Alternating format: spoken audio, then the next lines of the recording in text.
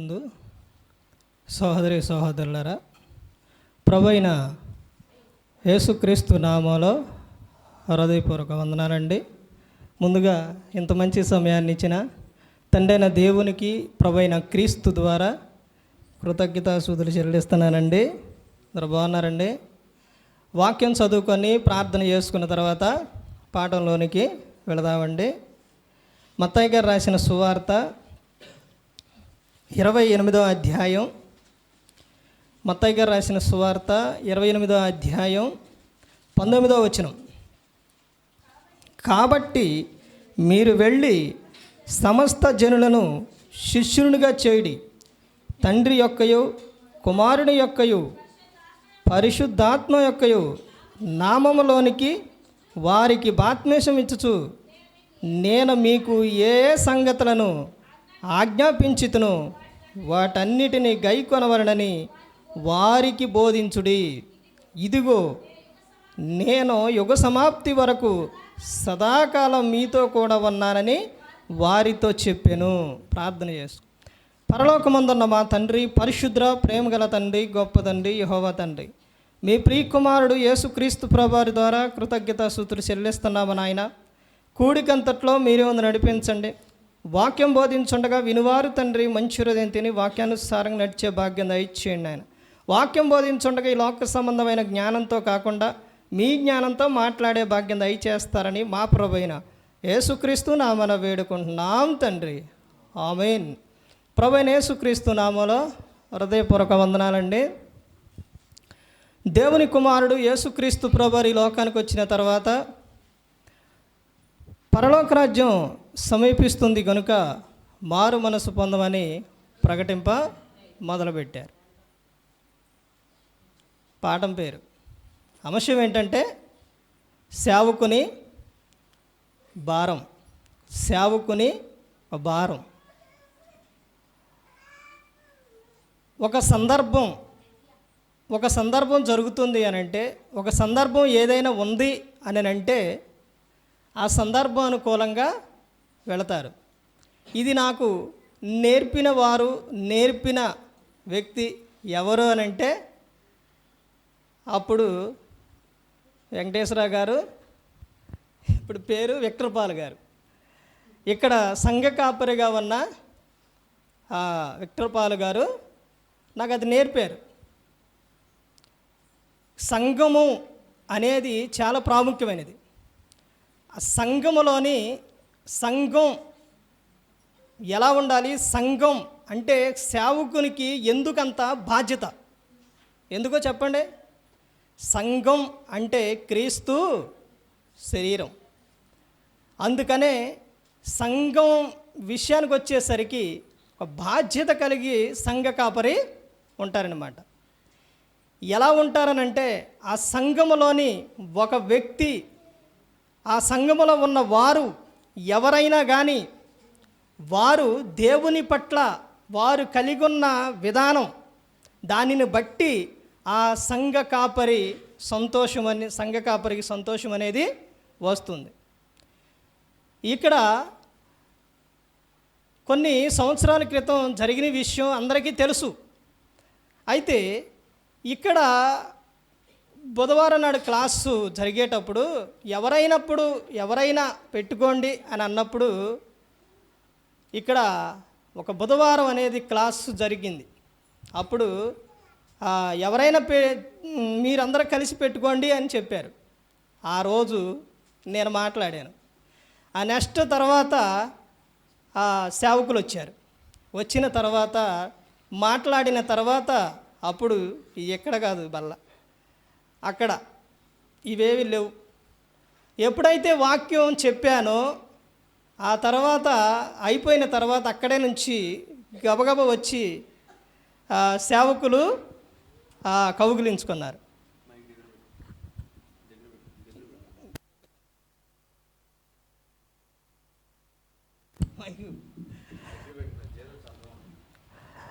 అయితే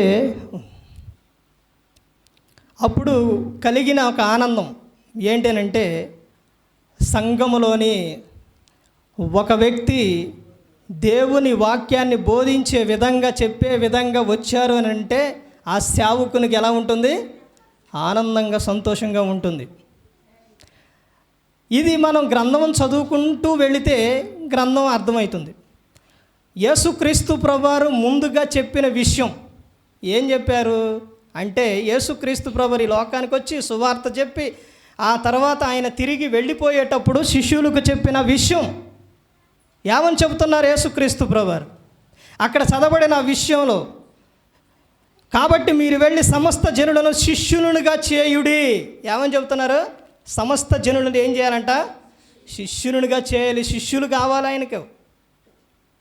ఆ విధంగా చేయండి అని యేసుక్రీస్తు ప్రభువారు చెబుతున్నారు. నేను ఏ ఏ సంగతులను మీకు బోధించానో ఆ సంగతులు వారికి తెలియచేయుడి అని చెప్పి ఉన్నారు.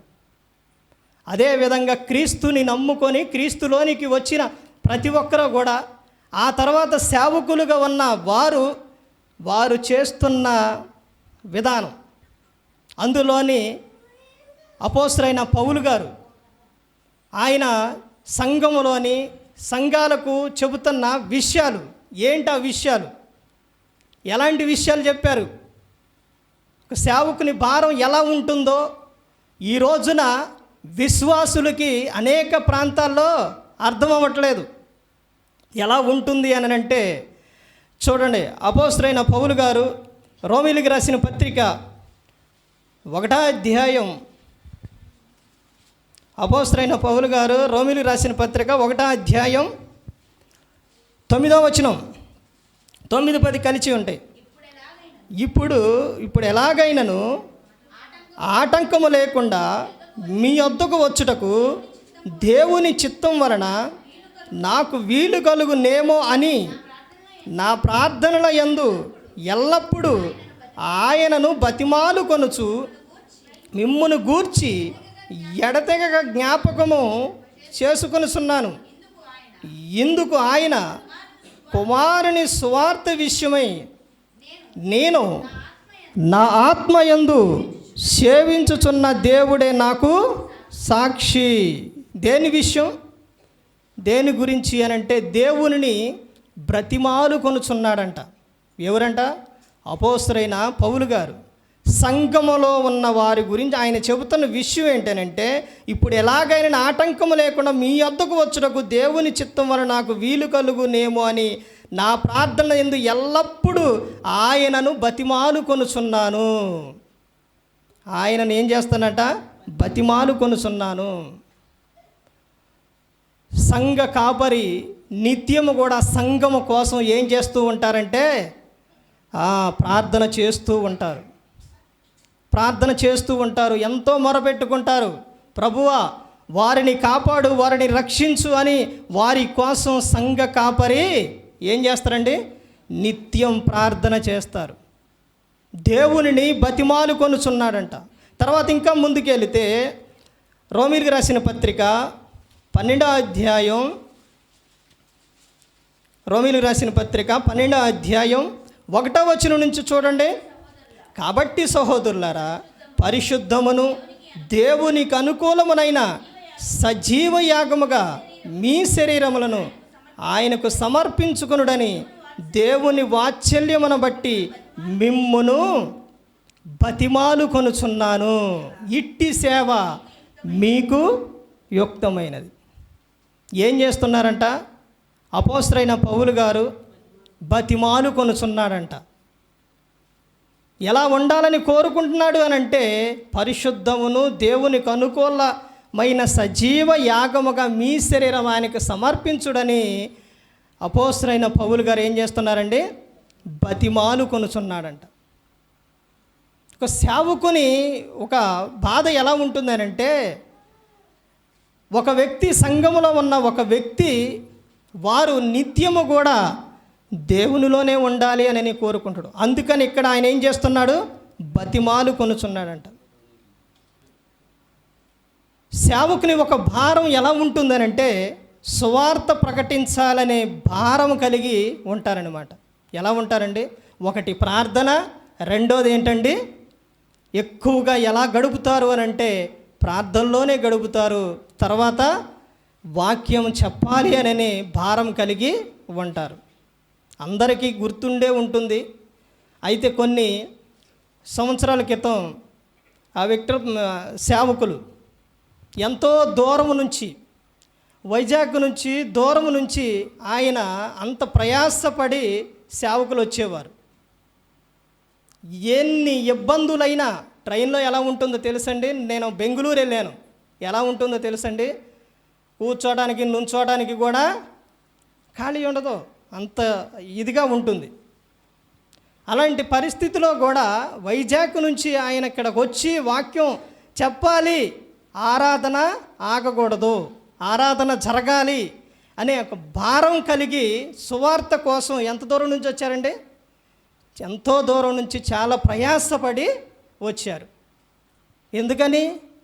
సువార్త చెప్పాలని, వాక్యం చెప్పాలని అంత ప్రయాసపడి వచ్చారు.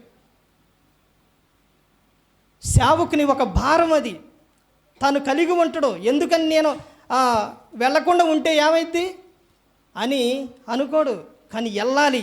అది ఏ కాలమైనా కానీ, అది వర్షాకాలమైనా, శీతాకాలమైనా, వేసవి కాలమైనా, ఏ కాలమైనా, ఎన్ని ఇబ్బందులు వచ్చినా కానీ సేవకుడు వెళ్ళి సంఘానికి సువార్త చెప్పాలి అనే భారం కలిగి ఉంటాడండి. అదే విధంగా సేవకులు ఇప్పటి వరకు కూడా ఆయన అనారోగ్యంగా ఉన్నా, ఎలా ఉన్నా కానీ సంఘం కోసం, సంఘం దగ్గరకు వచ్చి ఆయన సువార్త చెప్పారు.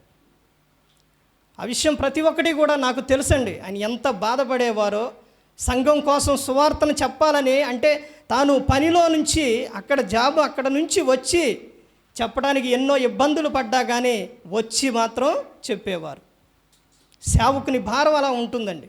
సువార్తను చెప్పాలని ఎంతో రిస్క్ అయినా కానీ వస్తారనమాట. తర్వాత ఇంకా ఇష్యూ ఏంటనంటే, సువార్త నిమిత్తం తన ప్రాణము ఇచ్చుటకు సిద్ధపడతారనమాట. సువార్త కోసం ఎందుకో తెలుసండి, సంఘములోకి వచ్చిన ప్రతి ఒక్కరు కూడా ఎవరు అంటే పిలవబడిన వారు. బాప్తిస్మాలు తీసుకున్న ప్రతి ఒక్కరు కూడా ఎవరు? క్రీస్తులోకి వచ్చిన వారు, పిలవబడిన వారు. సేవకులు ఎవరంటే ఏర్పరచబడిన వారు. వారికి సువార్తను చెప్పడానికి, వారికి ఒకరోజు వాక్యం చెప్పకపోతే ఏమవుతుంది? చెప్పాలి అనే భారం కలిగి ఉంటాడు. తన ప్రాణమునైనా లెక్క చేయకుండా వస్తారు. అదేవిధంగా సేవకులు అదే విధంగా వచ్చారు. ఇప్పుడు ఇలా ఇప్పుడు వస్తున్నారు. అందరికీ తెలుసు ఇదివరకు ఎలా వచ్చేవారు. చలి, వాన, ఎండ ఎలాగైనా వచ్చి ఆగేవారు కాదు. ఎలాగైనా వచ్చి సువార్త చెప్పేవారు. అలా చెప్పినప్పుడు, సువార్త చెప్పినప్పుడు ఏం జరుగుతుంది? సువార్త దగ్గర పెట్టుకుని సువార్త చెబితే ఏం జరుగుతుంది? ఏం జరుగుతుందండి? వినుట వలన విశ్వాసం కలుగును. ఏ మాట వలన? క్రీస్తు మాట వలన కలుగును. అదేవిధంగా సేవకులు వాక్యం చెబుతూ ఉంటే ఆ జీవితంలో జరిగిన విషయం కూడా అదే. ప్రభురాత్రి క్రమం విషయంలో నడిపించే విధానాన్ని ఇక్కడ పిలుస్తూ ఉన్నప్పుడు, ఆ రోజు వాక్యం చెప్పినప్పుడు మీలోని అల్లరితో కూడిన ఆట పాట ఇవన్నీ ఉంటే ఎలా దేవునిలో నువ్వు ఉంటావు అని చెప్పినప్పుడు అక్కడే కూర్చొని ఇలా దించుకున్నాను. అలా దించుకొని తర్వాత సేవకులు ఇక్కడ పిలిచినప్పుడు ఇక్కడ నుంచొని చదువుతుంటే రా పైకి అని అన్నప్పుడు, పైకి వచ్చినప్పుడు ఇలాంటి అవకాశం దేవుడు సేవకుని ద్వారా నన్ను పిలిచారు పైకి అని ఆ తర్వాత ఆలో ఉన్నవన్నీ కూడా తీసేశాను.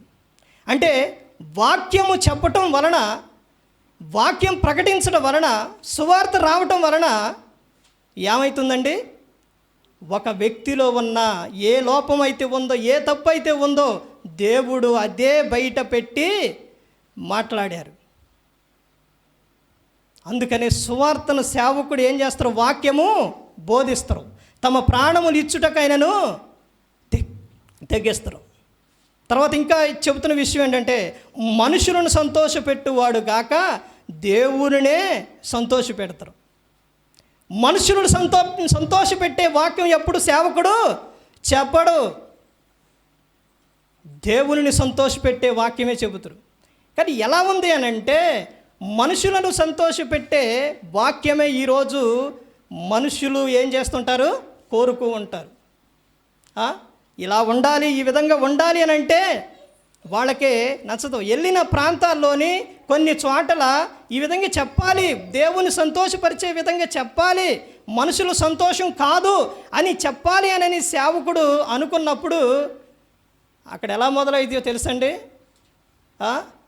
ఇలా చెబితే మాకు వద్దు. అయినప్పటికీ కూడా ఎంత బాధ కలిగినా, ఎన్ని ఉన్నా సేవకుడు దేవునిని సంతోషపెట్టే విధంగా సేవకుడు చెబుతారు. అందులోని విక్టర్ పాల్ గారు ఆయన చెప్పే వాక్యాలను ఇప్పటికీ ప్రతి ఒక్కటి కూడిక కానీ మీటింగ్స్ కానీ ఎక్కడికైనా వస్తే అవి రాసుకుంటాను. ఎందుకనంటే వాక్యం అది ఉన్నది ఉన్నట్టు ఆయన చెబుతారు. అందులో ఉన్నది ఉన్నట్టు చెబుతారు. ఎందుకనంటే అలా చెప్పకపోతే ఎలా తెలుస్తుంది? ఆ రోజున ఉన్నది ఉన్నట్టు అందులో నాకు వాక్యం చెప్పమట్టే దేవుడు నాతో మాట్లాడారు, నాలో ఉన్న అవన్నీ కూడా దేవుడు తీసేశారు. ఆ తర్వాత ఇంకా విషయం వెళ్తే బాధ ముఖ్యముగా సువార్త ఉన్నది. అతని బాధ ఏమై ఉండిద్దంటే సువార్త అయ్యి ఉంటుంది. తర్వాత ఇంకా క్రీస్తు సువార్తను ప్రకటించుటకు అన్నిటినీ సహించినవాడు. సేవకుని భారం ఏంటంటే క్రీస్తు సువార్తను ప్రకటించటానికి అన్నిటినీ సహించేవారు ఎవరనంటే సేవకులే. వెనకమాల ఎన్ని ఇబ్బందులున్నా, ఎన్ని బాధలున్నా, ఎన్ని ఉన్నా కానీ సువార్తను చెప్పడానికి సంఘంలో ఎలా వస్తారండి? ఇలా వస్తారా? సేవకుడు బాధపడుతూ వస్తారా? వెనకమాల ఎన్ని ఉన్నా కానీ ఎలా వస్తారో తెలుసండి? విశ్వాసుల దగ్గరకు సంతోషంగా వస్తారు, ఆనందంగా వస్తారు, ఎన్ని బాధలు ఉన్నా కానీ. ఎందుకో తెలుసా? మీరు క్రీస్తుని నమ్ముకొని క్రీస్తులో ఉండాలి, క్రీస్తులో బలపడాలి, లోకం విడిస్తే పరలోకం చేరాలనే సేవకుడు కోరుకుంటాడనమాట. తర్వాత ఇంకా ముందుకెళ్తే సువార్త ద్వారా ఎక్కువ ఆత్మలను సంపాదించాలి అనే సేవకుడు కలిగి ఉంటాడు. వాక్యాలు చెప్పినప్పుడు సేవకుడు ఏమనుకుంటాడంటే, ఇదిగో ఆ వాక్యాన్ని విని ఈ ఎవరైనప్పటికీ కూడా ఒకరైనా కానీ మారాలి అని కోరుకుంటాడు, మారు మనసు పొందాలి అని సేవకుడు కోరుకున్నాడు. యేసుక్రీస్తు ప్రభువారే చెప్పారండి, సువార్త విషయాల్లోని ఒక వ్యక్తి మారు మనసు పొందితే ఎక్కడ సంతోషం అంట? పరలోకంలో. ఎక్కడ? దూతల ఎదుట అక్కడ ఏంటండి? సంతోషం, ఆనందం. సువార్త సేవకుడు సువార్త చెప్పే విషయంలో సంఘములోని అతడు ఆత్మల భారము కలిగి ఆత్మని ఎంతో ప్రయాస, ఎంతో వేదన పడతారండి. ఆ విషయమే అపోస్తలుడైన పౌలు గారు తమ సంఘాలకు తాను బతిమాలు కొనుచున్నాడు. చూడండి ఇంకా ఎలా బతిమాలు కొనుచున్నాడో. కొలసీలకు 1వ అధ్యాయం అపోస్తలుడైన పౌలు గారు కొలసీలకు రాసిన పత్రిక 1వ అధ్యాయం 9, 12 కలిసి ఉంటాయి చూడండి. అందుచేత ఈ సంగతి వినిన నాట నుండి మేమును మీ నిమిత్తము ప్రార్థన చేయుట మానక. ఏం చేస్తానంట? ప్రార్థన చేయుట మానలేదంట. తర్వాత ఇంకేమని చెబుతున్నారు? మానక మీరు సంపూర్ణ జ్ఞానమును ఆత్మ సంబంధమైన వివేకమును గలవారును ఆయన చిత్తమును పూర్ణముగా గ్రహించిన వారునై ప్రతి సత్కార్యములో సఫలమగుచు దేవుని విషయమైన జ్ఞానమందు అభివృద్ధి పొందుచు అన్ని విషయములలో ప్రభువును సంతోషపెట్టినట్లు ఆయనకు తగినట్టుగా నడుచుకొనవలననియు ఆనందముతో కూడిన పూర్ణమైన ఓర్పును దీర్ఘశాంతమును కనుపరుచునట్లు ఆయన మహిమ శక్తిని బట్టి సంపూర్ణ బలముతో బలపరచబడవలననియు తేజోవాసులైన పరిశుద్ధుల స్వాస్థ్యములో పాలివారగుటకు మనలను పాత్రులుగా చేసిన తండ్రికి మీరు కృతజ్ఞతాస్తుతులు చెల్లింపవలననియు దేవుణ్ణి బతిమాలు కొనుచున్నాను. ప్రతి ఒక్కటి కూడా అపోస్తలుడైన పౌలు గారు చెప్పిన ప్రతి ఒక్క విషయం కూడా సంఘములో చూశారండి. ఏం చెబుతుండో? మీరు నిత్యము దేవునికి ఏం చెల్లించాలంట? కృతజ్ఞతాస్తుతులు. ఎందుకు చెల్లించాలంట? ఆ పైన విషయాల్లోనే చెబుతున్నారు. ఏమని చెబుతున్నారు? ఆయన ఆయన మహిమా శక్తిని బట్టి సంపూర్ణ బలముతో బలపరచబడనని తేజోవాసులైన పరిశుద్ధుల స్వాస్థ్యముల పాలివారొకటకు మనలను పాత్రులుగా చేసిందంట. పరిశుద్ధులుగా పాత్రులుగా అలా చేసిన దేవునికి నిత్యం ఏం చేయాలండి? కృతజ్ఞతాస్తుతులు చెల్లించాలి. అలా చెల్లించాలి అని మీరు ఏం చేస్తున్న అపోస్తలుడైన పౌలు గారు బతిమాలు కొనుచున్నాడంట. చివరిగా ఇంకో విషయం చూడండి. అపోస్తలుడైన పౌలు గారు చెప్పిన ఈ విషయాల్లో ప్రతి ఒక్క విషయం కూడా బతిమాలు కొనుచున్నాను అని సంఘానికి చెబుతున్నారు. ఒక విషయం చూడండి, పేతురు గారు రాసిన మొదటి పత్రిక చివరిగా చూడండి. పేతురు గారు రాసిన మొదటి పత్రిక 2వ అధ్యాయం 12వ వచనం. అన్ని జనులు మిమ్మును ఏ విషయములో దుర్మార్గులని దూషింతురో ఆ విషయములో వారు మీ సత్క్రియలను చూచి వాటిని బట్టి దర్శన దిమున దేవుని మహిమపరచునట్లు వారి మధ్యను మంచి ప్రవర్తన గలవారై ఉండవలనని మిమ్మును బతిమాలు కొనుచున్నాను. ఎవరండి? పేతురు గారు. ఇందాక ఎవరు? పౌలు గారు. ఇప్పుడెవరు? పేతురు గారు. అంటే సంఘములోని సంఘ విశ్వాస చెబుతున్న విషయం ఏంటనంటే మిమ్మును ఏం చేస్తున్నారు? బతిమాలు కొనుచున్నారు. సేవకుడు ఎప్పుడు కూడా ఒక విషయం గమనించాలండి. చాలామంది ఇక్కడ కానీ యూట్యూబ్ ద్వారా చాలామంది వింటున్నారు. సంఘ కాపరి ఎలా ఉండాలి అని అంటే హెబ్రీ రాసిన పత్రిక 13వ అధ్యాయంలో ఉంటుంది. ఆయన ఏ పని చేసినా ఆ పని ఎలా ఉండాలని అంటే అది ఆనందంతో చేయాలి. అలా చేయకపోతే అది వాళ్ళకి సంతోషం కాదు. అలా చేయాలని అంటే సంఘము దేవుని మాట వినాలి. సేవకుడు చెప్పినట్టు వింటేనే ఆ సంఘము ఏమవుతుందండి? అభివృద్ధి చెందుతుంది. ఎందుకనంటే తన ఆత్మలను కాస్తున్నారు. నిత్యము కూడా వారి కోసం ఏం చేస్తున్నారంటే సంఘ కాపరి ఏం చేస్తారండి? ప్రార్థన చేస్తారు కన్నీటితోని. ఎంత భారమైనా కానీ సువార్తను చెప్పాలని వస్తారండి. అందుకనే ఆ కాపరి ఆ సేవకుడు ఆ చేసే ప్రతి పని కూడా అది ఆనందంతో సంతోషంతో చేయాలి అని అంటే ఆయన చెప్పినట్టు వినాలి. ఆయన చెప్పే ప్రతి ఒక్క మాట కూడా అది ఎలా చెబుతారో తెలుసండి, ఏ విధంగా చెబుతారో తెలుసండి. చివరిగా ముగిస్తానండి. ఏ విధంగా చెబుతారో తెలుసండి. తండ్రి తన పిల్లల ఎడల ఎలాగైతే కలిగి ఉంటాడో సేవకుడు కూడా సంఘములో తన పిల్ల అదే విధంగా కలిగి ఉంటాడండి. వారి పట్ల వారు అభివృద్ధి చెందాలి, బాగుండాలి, ఫలించాలి, పరలోకం చేరాలనే సేవకుడు కోరుకుంటాడు. అదేవిధంగా విక్టర్ పాల్ గారు కూడా ఈ సంఘములు అదే కోరుకుంటున్నారు. అందుకని ప్రతి ఒక్కరు గమనించుకోవాలి. సందర్భం ఏంటనంటే ఎక్కడికి వెళ్ళినా కానీ ఆయన చెప్పినట్టు సందర్భాన్ని బట్టి మాట్లాడాలి. కాబట్టి పుట్టినరోజు సందర్భంగా ఈ విషయం అనేది చెప్పడం అనేది జరిగింది. అందుకని ప్రతి ఒక్కరు గమనించుకోవాలి. మనందరూ కూడా బాగుండాలని యేసుక్రీస్తు ప్రభువు మన కోసం ఈ లోకానికి వచ్చి శిలువలో తన ప్రాణాన్ని పెట్టి ఉన్నారు. మరి ఈ విధంగా నిలబెట్టి మాట్లాడించిన తండ్రైన దేవునికి కృతజ్ఞతాస్తుతులు చెల్లిస్తూ మరి ఈ అవకాశం ఇచ్చిన సేవకులకి ఇంతవరకు శ్రద్ధగా ఉన్న మీకు ప్రభు పేట నా హృదయపూర్వక వందనాలు చెల్లిస్తూ ఈ మాటలు ముగిస్తున్న అందరికీ వందనాలండి.